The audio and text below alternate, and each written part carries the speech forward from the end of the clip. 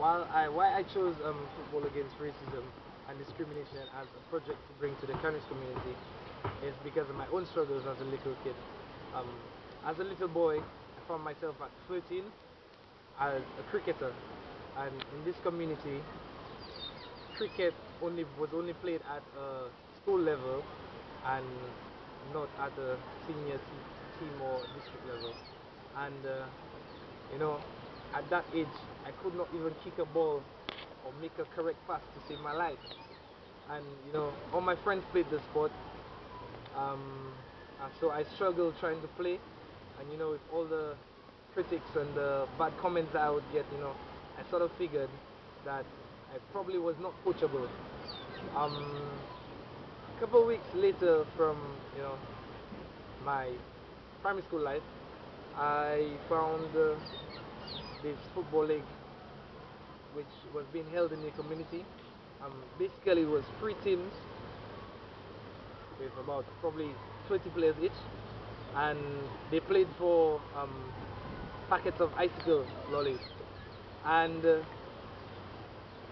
there was this day where my neighborhood team was supposed to play a game, but that game was scheduled for on a day, sorry, where the carnival festival parade was happening, and this festival is sort of like a family oriented event, and families would tour out and they would go to see the parade. And my neighborhood team found themselves with only 10 players. And while I was standing near the pitch, the captain walked up to me and he said, would you like to play? And as happy and excited as I was, I said, why not? So I rushed home, get my only pair of shoes that I had for school, rush into the pitch, play my first game, and you know, there I got a chance to play because it was every little boy's dream in this community to play in this league. The only senior person involved was the referee, and his share of the tournament was that after every game he would eat icicles with the winning team because winner takes all. Um, so within 5 minutes on the pitch, I demonstrated that I was probably the worst footballer you can get in this sport. And all the comments I was getting, all the bad critics I was getting, the captain asked me to get off his pitch, and that was within 5 minutes of my first game ever. And I felt really bad. I went home crying, but that that didn't put me down. I didn't allow it to put me down.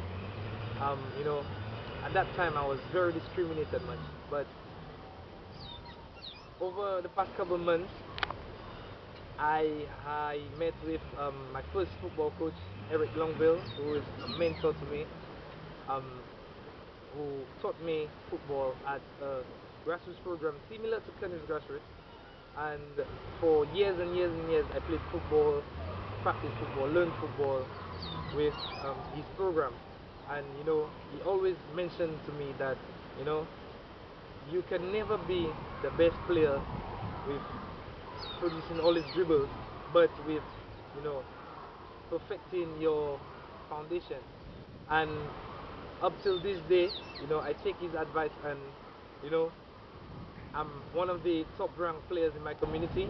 Um, Gotten a lot of scholarship opportunities to the US, and played a little football in Europe, sorry, with Charlton St. Peters, North London Olympians. Got a few trials at some football clubs in England, and some of the players who shattered me before, you know, didn't really get a chance or will never get a chance to get on the stage that I was. So, it's just a mentality of getting this thought of, the abuse that you get from discrimination and racism behind the back of your head, and, just going for what you really want to achieve in life. Um, you know, so I developed the Kearney's Grassroots program as a means of, giving back to my community, and as a means of representing my first coach, Eric Longville, and you know, out of appreciation for what he did for me and for the other guys who were training with me.